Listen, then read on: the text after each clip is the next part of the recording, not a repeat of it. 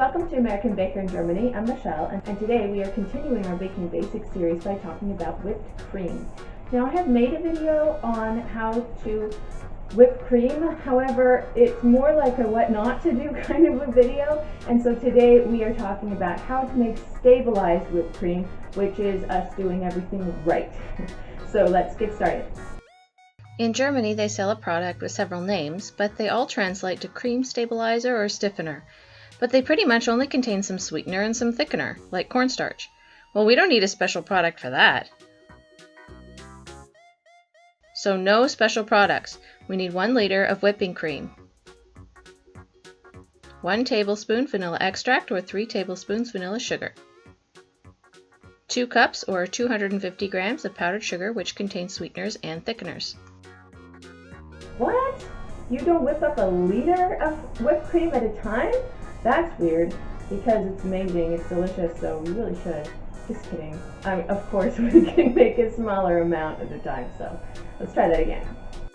Now for a small portion, we need 3/4 cup or 200 milliliters of whipping cream, 1 teaspoon vanilla extract or 1 tablespoon vanilla sugar, 1/3 cup or 50 grams of powdered sugar.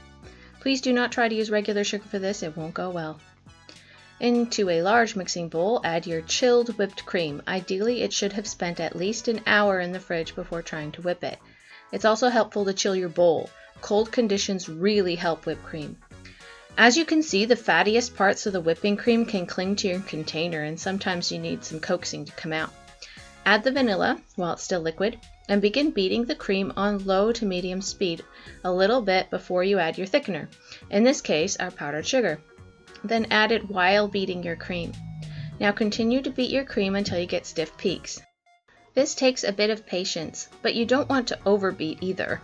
See my other whipped cream video on what happens if you overbeat. At this case, you can increase the speed of the mixer, but I actually prefer to leave it on medium or the whipping cream gets everywhere. As you can see, you will start to see lines in the cream left by the beaters. That's a good sign. That means your cream is thickening up.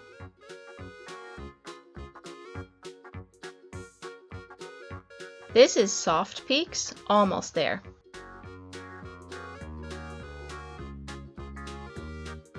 That's exactly what it should look like. As you can see, it's still soft. That's the nature of whipped cream, but it's a lot stiffer than it would be without the powdered sugar. I hope this video was helpful for you and helps you make stabilized whipped cream for your project.